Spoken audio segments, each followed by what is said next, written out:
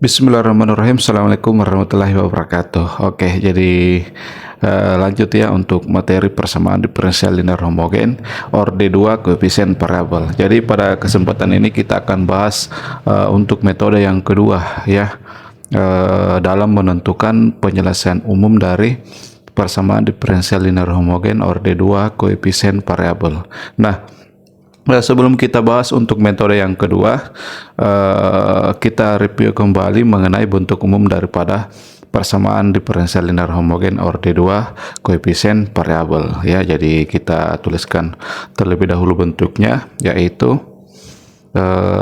turunan kedua Y ditambah dengan A dikali dengan turunan pertama Y ditambah dengan BY, ini dia sama dengan 0 ya. Jadi ini merupakan bentuk umum daripada persamaan diferensial linear homogen orde 2 koefisien variabel, di mana dalam hal ini A dan B itu merupakan fungsi dalam variabel X yang kontinu ya, yang kontinu pada interval I. Oke, jadi ini sebagai bentuk umum daripada persamaan diferensial linear homogen orde 2 koefisien variabel. Nah, selanjutnya kita bahas untuk metode yang kedua dalam menentukan penyelesaian umum dari persamaan diferensial ini ya. Dimana pada bagian sebelumnya kita sudah bahas untuk metode yang pertama yaitu mengubah variabel terikat Y. Nah, untuk metode yang kedua ini yaitu mengubah variabel bebas X ya. Jadi kita tuliskan terlebih dahulu. Jadi mengubah variabel bebas X ya. Jadi untuk metode yang kedua itu persamaan diferensial ini dalam variabel bebas X kita ubah menjadi persamaan diferensial dalam variabel bebas yang lain ya. Jadi untuk menghasilkan persamaan diferensial dalam variabel bebas yang lain itu pertama kita misalkan ya. Jadi pertama kita misalkan bahwa X itu merupakan fungsi dalam variabel Z ya. Jadi dari pemisalan ini berarti nanti kita akan memperoleh persamaan diferensial baru ya, sebagai bentuk lain dari persamaan diferensial ini dalam variabel bebas Z ya. Jadi persamaan diferensial ini kita ubah menjadi persamaan diferensial dalam variabel bebas Z. Nah, dengan memisalkan bahwa X adalah fungsi dalam variabel Z, maka kita akan peroleh bahwa Z itu dapat dinyatakan sebagai fungsi dalam variabel X ya. Jadi jika X itu merupakan fungsi dalam variabel Z, maka Z itu dapat dinyatakan sebagai fungsi dalam variabel X ya. Jadi di sini saat sebagai bahwa Z ini sebagai fungsi inverse daripada X ya. Jadi untuk Z sama dengan atau Z adalah fungsi dalam variabel X, itu terdefinisi untuk setiap X elemen I ya. Jadi dari pemisalan ini maka kita dapat menuliskan bahwa Z itu dapat dinyatakan sebagai fungsi dalam variabel X ya, yang terdefinisi untuk setiap X elemen I. Nah, selanjutnya perhatikan dari persamaan diferensial ini bahwa Y ini merupakan fungsi dalam variabel X. Nah, selanjutnya dari pemisalan ini ya, dari pemisalan ini maka kita bisa mengasumsikan bahwa Y itu selanjutnya merupakan fungsi dalam variabel Z ya. Jadi sebagai langkah yang pertama dari pemisalan ini kita asumsikan bahwa Y itu merupakan fungsi dalam variabel Z ya. Nah, selanjutnya kita akan substitusi kita akan ganti di sini turunan pertama Y dengan turunan kedua Y. Dalam hal ini di sini menyatakan turunan-turunan Y terhadap X. Nah, kita akan mencari hubungan antara turunan Y terhadap X dengan turunan Y terhadap variabel Z ya. Jadi untuk turunan yang pertama dulu yaitu Y aksen. Jadi Y aksen dalam hal ini menyatakan turunan pertama Y terhadap X ya. Nah, selanjutnya perhatikan karena Y di sini merupakan fungsi dalam variabel Z, Sehingga untuk menentukan turunan Y terhadap X, maka dengan menggunakan aturan rantai ya untuk turunan, maka Y ini pertama kita turunkan jadi Y kita turunkan pertama-tama kita turunkan Y terhadap Z, kemudian dikali dengan turunan Z terhadap X ya. Jadi bentuk ini kita peroleh itu berdasarkan rumus pada aturan rantai. Jadi perhatikan karena Y ini merupakan fungsi dalam parabol Z, sehingga turunan Y terhadap X ya, di mana X itu merupakan fungsi dalam parabol Z, maka turunan Y terhadap X itu dia sama dengan ini, bahwa Y pertama kita turunkan terhadap Z, kemudian dikali dengan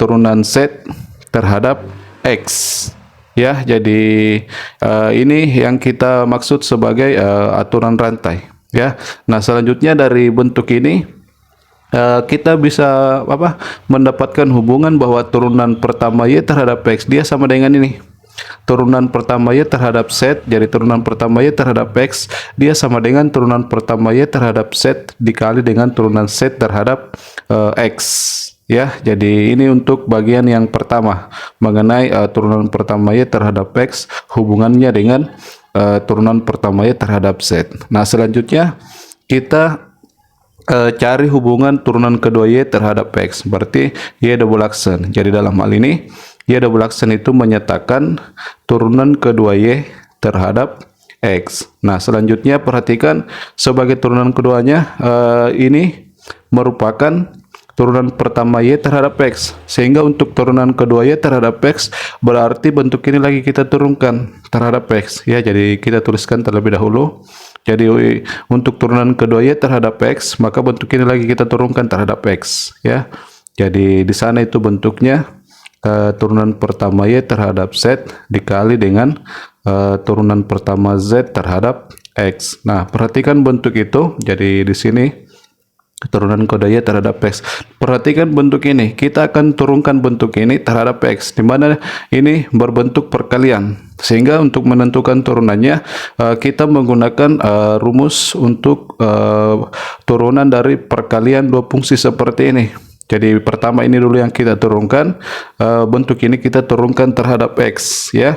Nah, perhatikan bentuk ini, karena ini merupakan bentuk dalam parabol Z atau fungsi dalam parabol Z, sehingga jika kita turunkan terhadap X, kita bisa menggunakan aturan rantai, di mana bentuk ini pertama kita turunkan terlebih dahulu terhadap Z, berarti karena ini sudah menyatakan turunan pertama Z, kemudian kita turunkan lagi terhadap Z, berarti itu sudah menyatakan turunan kedua ya. Jadi turunan kedua Y terhadap Z lalu dikali dengan turunan Z terhadap X ya. Jadi ini merupakan turunan dari bentuk ini terhadap X. Jadi pertama bentuk ini kita turun, jadi dengan menggunakan aturan rantai, pertama bentuk ini kita turunkan terhadap Z, kemudian kita kali dengan turunan Z terhadap X ya. Itu berdasarkan aturan rantai ya. Nah, selanjutnya ini untuk turunan fungsi yang pertama dikali dengan fungsi yang kedua, berarti ini yang menyatakan turunan pertama Z terhadap X ya. Jadi itu bagian yang pertama. Kemudian ditambah fungsi yang pertama, berarti ini lagi yang kita tulis ya. Jadi kita menggunakan rumus turunan untuk perkalian dua fungsi seperti ini ya. Jadi fungsi yang pertama dikali dengan turunan fungsi yang kedua.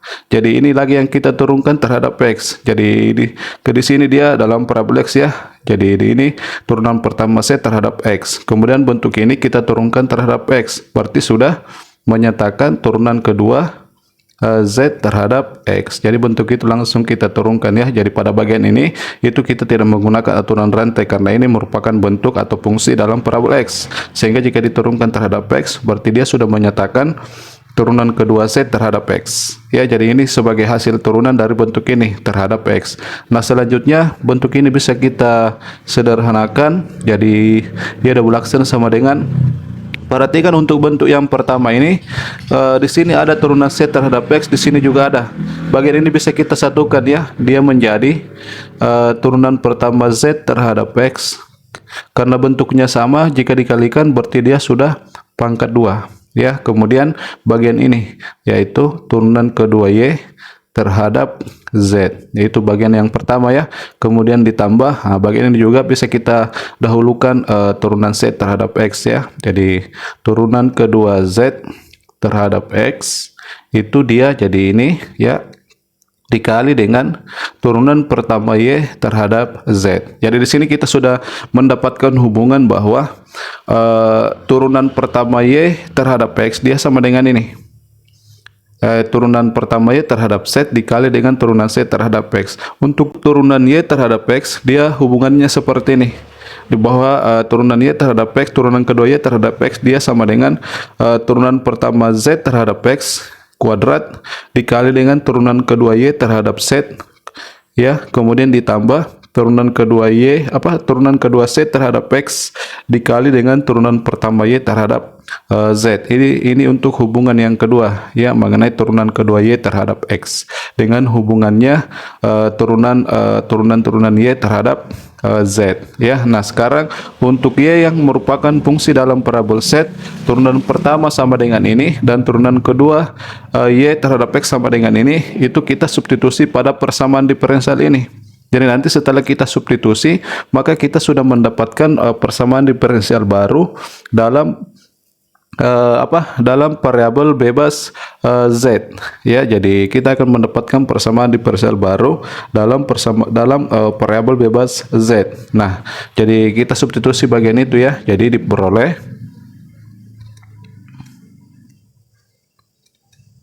diperoleh pertama bisa kita tuliskan kembali persamaan diferensial ini, yaitu Y double aksen ditambah A dikali Y aksen ditambah BY, ini dia sama dengan 0. Kemudian kita substitusi turunan pertama Y dengan turunan kedua Y ya, yang kita peroleh ini. Jadi di sini turunan kedua Y terhadap X kita substitusi bentuk ini.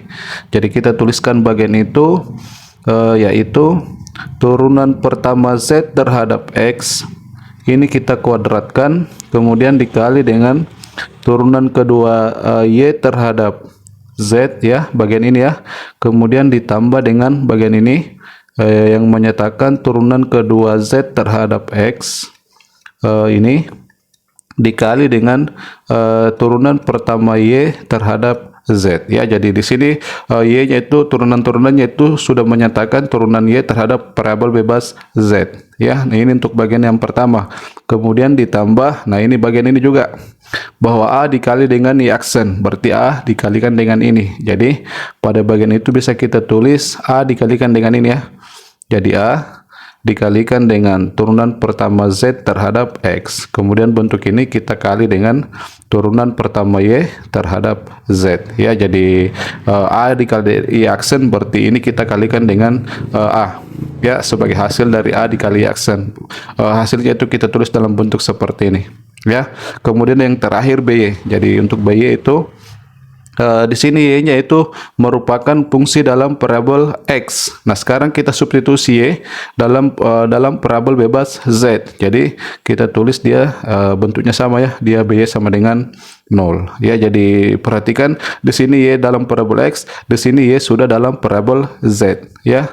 Nah, selanjutnya untuk bentuk yang untuk persamaan diferensial terakhir ini yang memuat turunan-turunan Y terhadap Z dan Y dalam parabol Z, itu bisa kita ubah bentuk ini sesuai dengan bentuk umum yang seperti ini. Jadi sebagai turunan kedua dari Y ini terhadap Z, kita jadikan koefisiennya dia sama dengan 1. Berarti ini kita perlu jadikan 1.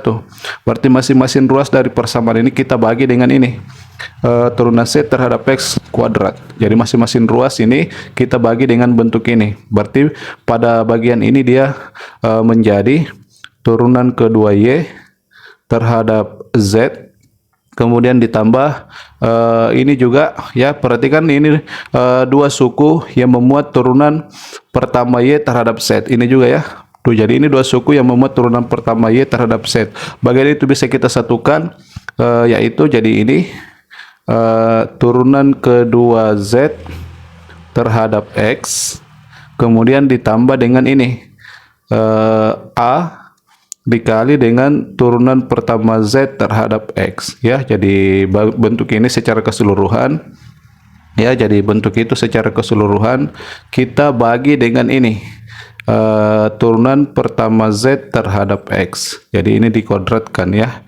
Jadi ini secara keseluruhan itu merupakan koefisien daripada turunan pertama Y terhadap Z ya. Jadi dari kedua suku ini, jika kita satukan maka dia hasilnya seperti ini ya, dimana koefisiennya itu kita bagi dengan ini, berarti ini yang kita peroleh ya. Jadi ini sebagai koefisien daripada turunan pertama Y terhadap Z. Nah, untuk koefisien daripada Y sendiri yaitu B, ini juga kita bagi dengan ini, berarti kita peroleh B per, ya, jadi B per turunan pertama Z terhadap X kuadrat ya. Jadi turunan pertama Z terhadap X ini juga kita kuadratkan ya. Jadi ini merupakan koefisien daripada Y dalam variabel Z. Jadi ini sama dengan 0. Nah, ini kita sudah menuliskan persamaan diferensialnya yang bentuknya itu sesuai dengan bentuk umum, di mana dalam persamaan diferensial ini itu Y merupakan fungsi dalam parabol Z, kemudian ini menyatakan turunan pertama Y terhadap Z, dan ini menyatakan turunan kedua Y terhadap Z. Jadi kita sudah mendapatkan persamaan diferensial baru dalam variabel bebas Z. Nah, selanjutnya bagaimana menentukan penjelasan umum daripada persamaan diferensial ini ya. Jadi persamaan diferensial ini yang kita tinjau. Pertama, kita jadi dari persamaan diferensial ini dalam parabol bebas Z ini kita akan kita akan ubah bentuk persamaan diferensial ini menjadi persamaan diferensial linear homogen orde 2 koefisien konstan. Berarti jika koefisien konstan berarti koefisien daripada Y dalam hal ini bentuk ini ya, sebagai koefisien daripada Y ini nilainya harus sama dengan bilangan konstan, dan koefisien daripada turunan pertama Y terhadap Z yaitu bentuk ini itu juga harus bernilai bilangan konstan. Nah, untuk mendapatkan koefisien-koefisien yang merupakan bilangan konstan, jadi ini koefisien daripada Y, bentuk ini koefisien daripada turunan pertama Y terhadap Z. Jadi kedua bentuk ini kita akan kondisikan bahwa kedua bentuk ini itu merupakan atau hasilnya sama dengan bilangan konstan. Nah, agar menghasilkan bentuk bilangan konstan maka pilih Z ya. Jadi pilih fungsi Z ya, sehingga berlaku kondisi yang pertama bahwa bentuk ini dia sama dengan bilangan konstan. Jadi B per turunan kedua Z turunan pertama Z terhadap X ini dikuadratkan. Ini kita buat dia sama dengan bilangan konstan ya, misalkan dia sama dengan alfa. Jadi dalam hal ini alfa itu merupakan suatu konstanta real ya. Jadi kita pilih Z sehingga bentuk ini itu merupakan bilangan konstan. Jadi ini dulu yang kita jabarkan, bahwa B per turunan pertama Z terhadap X dikuadratkan dia sama dengan konstan, yaitu konstanta alfa ini. Nah, dari sini kita peroleh bahwa maka ya, jadi ini kita kali silang ini, maka kita peroleh bahwa turunan pertama Z terhadap X kuadrat itu dia sama dengan B per alfa ya. Jadi ingat bahwa B itu merupakan fungsi dalam parabol X ya.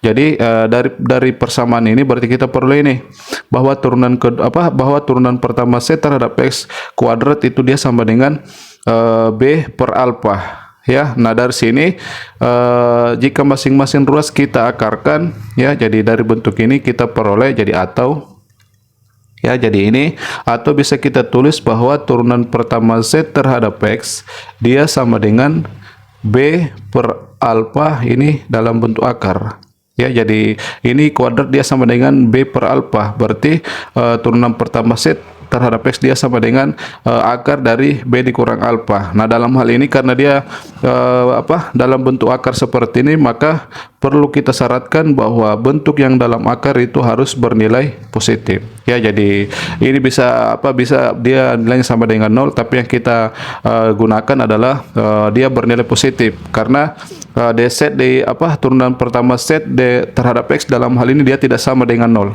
Ya, karena dia dari bentuk ini dia sebagai penyebut. Berarti kita syaratkan bahwa turunan pertama set terhadap X itu dia tidak sama dengan 0. Sehingga bentuk ini itu dia nilainya tidak sama dengan 0. Berarti yang berlaku bahwa bentuk yang dalam akar ini dia hanya bernilai positif.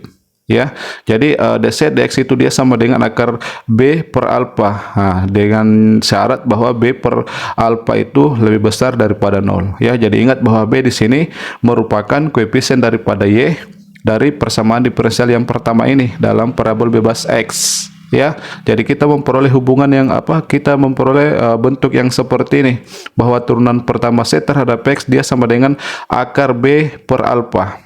Ya, nah dari bentuk ini maka bisa kita peroleh untuk bentuk daripada fungsi Z. Jadi diperoleh bahwa Z sama dengan, karena ini menyatakan turunan pertama Z terhadap X dia sama dengan ini, berarti jika bentuk ini masing-masing ruas kita integralkan, jadi ruas kiri dulu, bentuk ini kita integralkan terhadap X, maka dia sama dengan Z. Bentuk ini kita integralkan terhadap X, maka hasilnya kita tulis integral dari B per alfa ini dalam bentuk akar, kemudian ini juga kita integralkan terhadap X, ya, jadi terhadap X. Jadi masing-masing ruas dari bentuk ini kita integralkan terhadap X, sehingga kita memperoleh rumus daripada Z. Ya, jadi ini untuk kondisi yang pertama dalam pemilihan Z, bahwa kita pilih Z sehingga bentuk ini sebagai koefisien daripada Y dari dalam persamaan diferensial ini dia sama dengan bilangan konstan alfa. Nah, dari kondisi ini kita peroleh bahwa Z itu dia sama dengan akar integral dari akar B per alfa terhadap X. Ya, jadi ini untuk kondisi yang pertama yang harus dipenuhi dalam pemilihan Z. Nah, kondisi yang kedua, ya, yang harus dipenuhi dalam pemilihan fungsi Z itu bahwa koefisien daripada dy dz ini juga harus sama dengan konstan, yaitu turunan kedua Z terhadap X ditambah dengan A dikali dengan turunan pertama Z terhadap X. Ya, jadi ini sebagai koefisien daripada turunan pertama Y terhadap Z, ya, dalam persamaan diferensial ini. Jadi ini dia bentuknya dia per dz dx, ini dikuadratkan, ya. Jadi ini kondisi kedua yang harus dipenuhi, bahwa bentuk ini itu dia harus bilangan konstan, misalkan dia sama dengan konstanta beta. Jadi dalam hal ini beta itu merupakan konstanta. Jadi beta dalam hal ini adalah merupakan suatu bilangan konstanta, ya, jadi atau konstanta bilangan real, ya. Jadi pemilihan bilangan C di sini tuh harus memenuhi dua kondisi, yaitu bentuk ini harus sama dengan bilangan konstan dan bentuk ini juga harus sama dengan bilangan konstan. Karena tujuan awalnya tadi bahwa persamaan diferensial ini kita akan ubah menjadi atau kita akan ubah bentuk ini menjadi persamaan diferensial linear homogen orde 2 dalam koefisien konstan. Berarti kedua bentuk ini harus kita buat keduanya itu merupakan bilangan konstan. Jadi itu bisa kita tentukan dengan memilih fungsi Z. Jadi pilih Z sehingga berlaku ini dan berlaku ini. Nah, dari kedua kondisi ini, ya, maka persamaan diferensial di atas bisa kita tuliskan menjadi persamaan diferensial dalam parabol konstan. Ya, jadi diperoleh, ya. Jadi untuk bagian yang kedua kita cukup tuliskan seperti ini, ya, bahwa bentuk ini dia sama dengan beta. Dalam hal ini beta adalah suatu konstanta bilangan real. Nah, selanjutnya kita dari kedua kondisi ini kita bisa menuliskan kembali persamaan diferensial di atas. Jadi diperoleh ini, jadi yang pertama di sana menyatakan turunan kedua Y terhadap Z, ya, kemudian ditambah. Nah, ini kita sudah memisalkan bahwa bentuk ini dia sama dengan konstanta beta, berarti bentuk itu bisa diganti beta dikali turunan pertama Y terhadap Z, kemudian ditambah bagian ini dia sama dengan alfa, konstanta alfa ya. Jadi alfa dikali Y itu sama dengan 0 ya. Jadi dari kedua kondisi ini maka kita memperoleh persamaan diferensial ini. Di mana persamaan diferensial ini itu perhatikan bentuknya, koefisien daripada Y sama dengan alfa, konstanta alfa, koefisien daripada turunan pertama Y terhadap Z adalah konstanta beta, dan koefisien daripada turunan kedua Y terhadap Z sama dengan 1. Berarti semua koefisiennya bilangan konstan ya. Berarti ini merupakan, jadi bisa kita tuliskan bahwa ini adalah persamaan diferensial linear homogen ya, karena ruas kanan sama dengan 0. Homogen orde 2 ya, jadi orde 2, koefisien konstan. Oke. Jadi persamaan diferensial yang terakhir ini merupakan persamaan diferensial linear homogen orde 2 koefisien konstan. Berarti jika kita sudah memiliki bentuk seperti ini, berarti nanti penyelesaian dari persamaan diferensial ini itu bisa kita tentukan, di mana variabel bebasnya itu dalam persamaan diferensial ini adalah variabel bebas Z. Ya, jadi ini merupakan persamaan diferensial linear homogen orde 2 koefisien konstan, bisa kita tambahkan di sini ya, dalam variabel, jadi dalam variabel bebas Z ya, jadi dalam variabel bebas Z. Kita geser dulu. Jadi ini merupakan persamaan diferensial linear homogen orde 2 koefisien konstan dalam variabel bebas, jadi dalam variabel bebas Z ya. Jadi di sini, jadi dalam variabel bebas Z, sini saja ya. Oke, jadi itu persamaan diferensial yang terakhir yang kita peroleh ya, dengan memilih Z sehingga kedua kondisi ini berlaku. Ya, jadi ingat kedua kondisi ini itu harus dipenuhi sehingga nanti kita bisa memperoleh kita memperoleh persamaan diferensial seperti ini yang merupakan persamaan diferensial linear homogen orde 2 koefisien konstan. Nah, selanjutnya kita akan menuliskan bentuk dari penjelasan umum dari persamaan diferensial dalam variabel X ya. Jadi kita pertama misalkan bahwa Y1 dalam parabol Z dan Y2 dalam parabol Z ini adalah penyelesaian dasar ya. Jadi keduanya merupakan penyelesaian dasar persamaan diferensial tersebut. Artinya ini ya. Jadi misalkan Y1 dan dengan Y2, dalam hal ini dia dalam parabol bebas Z ya, karena ini merupakan persamaan diferensial dalam parabol bebas Z. Jadi misalkan penyelesaian dasar dari persamaan diferensial ini adalah Y1 dengan Y2. Ya, jadi yang kita maksud sebagai penyelesaian dasar yaitu penyelesaian yang bebas linear ya. Jadi Y1 dengan Y2 dalam hal ini adalah dua penyelesaian yang bebas linear ya dari persamaan diferensial ini. Nah, dari pemisalan ini maka jadi ingat tadi pertama bahwa Z itu merupakan bisa dinyatakan sebagai fungsi dalam parabol X. Maka untuk bentuk Y1 di mana Z kita nyatakan dia dalam parabol X, jadi kita tuliskan seperti ini ya. Dan jadi maka Y1 sama dengan ini, bentuk ini ya. Dan Y2 di mana Z itu kita nyatakan sebagai fungsi dalam parabol bebas X, maka kedua bentuk ini Y1 dengan Y2, jadi dari bentuk ini itu kita sudah mengubah dari Y1 dari dalam parabol Z, dia sudah menjadi fungsi dalam parabol X. Begitupun untuk Y2 dari bentuk ini dia dalam parabol bebas Z. Jika kita tuliskan seperti ini, berarti Y2 itu sudah dalam bentuk parabol bebas X. Jadi kedua fungsi ini atau kedua penjelasan ini itu adalah penyelesaian dasar. Jadi Y1 dengan Y2 adalah penyelesaian dasar persamaan diferensial Y double aksen ditambah dengan AY aksen ditambah dengan BY sama dengan 0 ya. Jadi untuk bentuk Y1 dengan Y2 adalah dari kedua ini yang dalam variabel Z, kemudian untuk Z yang merupakan fungsi dalam variabel X, jika kita substitusi ke bentuk ini maka kita hasilkan bentuk Y1 dengan Y2 dalam variabel bebas X. Nah, kedua fungsi ini itu adalah penyelesaian dasar dari persamaan diferensial ini.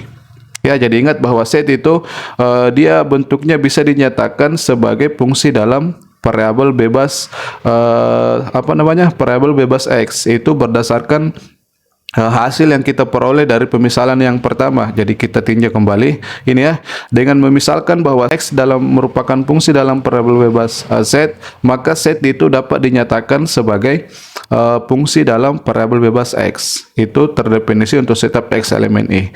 Jadi dari hasil yang terakhir itu, jika Y1 dengan Y2 kita nyatakan sebagai fungsi dalam variabel bebas X, maka hasilnya itu merupakan penyelesaian dasar dari persamaan diferensial ini. Ya, dia dijamin sebagai penyelesaian dasar, artinya dua penyelesaian yang bebas linear ya, karena Y1 dengan Y2 dalam variabel bebas Z itu merupakan dua penyelesaian yang bebas linear, sehingga dalam variabel bebas X juga merupakan dua penyelesaian yang bebas linear, sehingga bisa dikatakan bahwa kedua bentuk ini adalah penyelesaian dasar dari persamaan diferensial ini. Nah, jadi sekarang kita sudah memiliki dua penyelesaian yang bebas linear dari persamaan diferensial ini. Berarti selanjutnya bisa kita tuliskan mengenai penyelesaian umum dari persamaan diferensial ini. Ya, jadi bisa dituliskan, maka sebagai penyelesaian umum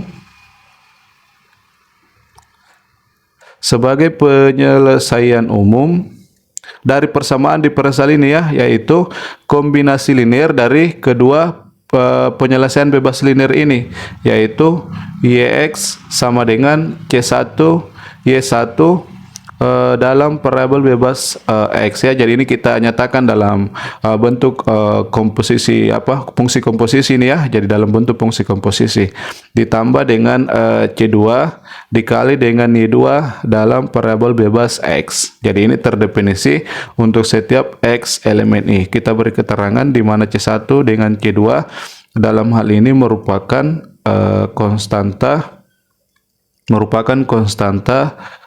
real sembarang ya.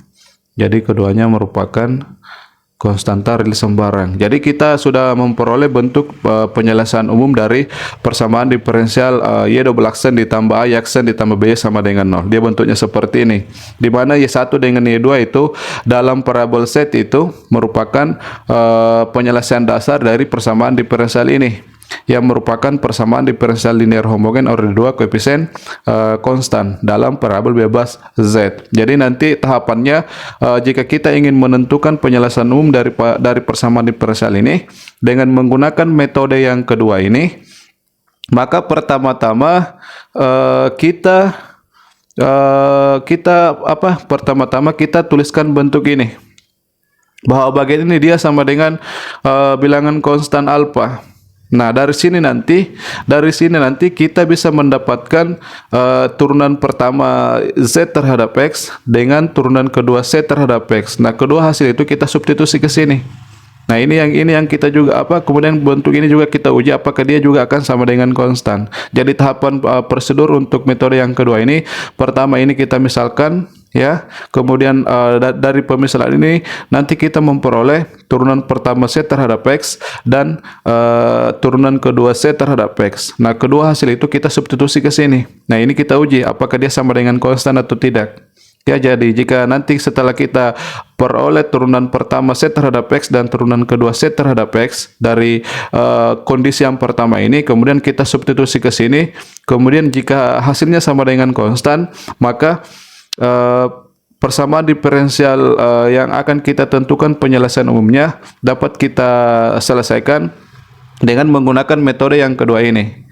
ya. Namun jika setelah kita memisalkan kondisi yang pertama ini, kemudian kita meninjau bentuk ini dia tidak sama dengan bilangan konstan, maka untuk persamaan diferensial linear homogen dari dua koefisien variabel itu tidak bisa kita tentukan penyelesaian umumnya dengan menggunakan metode yang kedua ini. Ya, jadi perhatikan syaratnya, bentuk ini dia harus sama dengan bilangan konstan, dan bentuk ini juga harus sama dengan bilangan konstan. Karena dari kedua kondisi ini maka kita akan mendapatkan persamaan diferensial linear homogen dari dua koefisien konstan dalam variabel bebas Z. Ya, jadi itu untuk mengenai penjelasan untuk metode yang kedua, ya, dalam menentukan penyelesaian umum dari persamaan diferensial linear homogen dari dua koefisien variabel dengan menggunakan metode mengubah variabel bebas X. Ya, jadi selanjutnya kita bisa bahas contoh yang terkait dengan metode yang kedua ini, yaitu mengubah variabel bebas X, ya. Jadi bisa kita bahas contohnya. Ini bisa kita bersihkan, ya.